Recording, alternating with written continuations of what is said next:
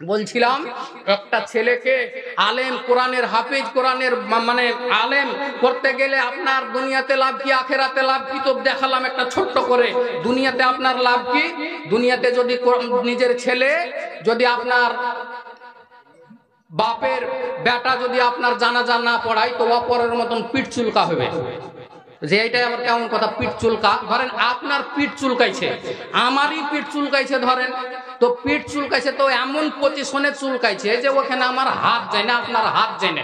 তা আপনার স্ত্রীকে বলছেন যে হারে সোহাগীর মা আর পিঠ খানটা চুলকে দে, তো ওখানে হাত দেয় না। তা আপনার স্ত্রী আছে আপনার পিঠ চুলকাইছে একদম মিডিল স্থানে যেখানে হাত জুটে না, খাড়াই গোয়ারদানে চুলকাইছে, খাড়াই এই পাখনাতে চলে যায় এদিকে এদিকে এদিকে, ফের নিচে চলে গেছে, আর একটু ওপরে ওপরে। আচ্ছা বলেন তো জি ভরবে বলা?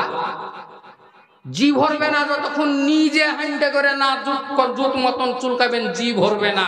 তো যেমন অপরের পিঠ চুলকাতে আপনার জি ভরবে না, তো আপনার জানাজা যেদিন অপর আলেমে পড়াবে জানাজা তো হয়ে যাবে, কিন্তু আপনার ওই রকম জি ভরা জানাজা হবে না, হবে পিঠ চুলকার মতো।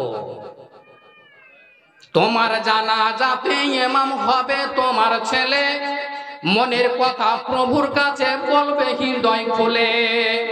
এখন যদি আমি অন্য জনের বাপের যদি জানাজা পড়াতে যাই, আমার মুখ থেকে ওই দোয়াগুলি আসবে যেই দোয়াগুলি আমার বাপের জানাজাতে পড়াতে জানাজা পড়াবো, ওই দোয়াটি অপর বাপের জানাজা পড়াতে গেলে ওই দোয়াটি পড়বো।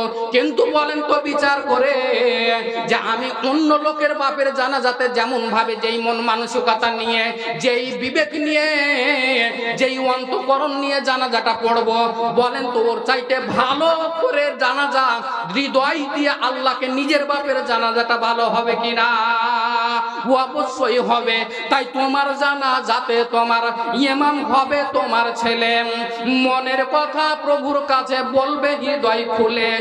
এই সুযোগটা তোমার বেলায় হতে তুমি দিও, এই পৃথিবীর বুকে মাগো তুমি জান্নাত কিনে নিও, মাগো তুমি মাদ্রাসাতে দিও, এই পৃথিবীর বুকে মাগো জান্নাত কিনে নিও। নারে তাকবীর।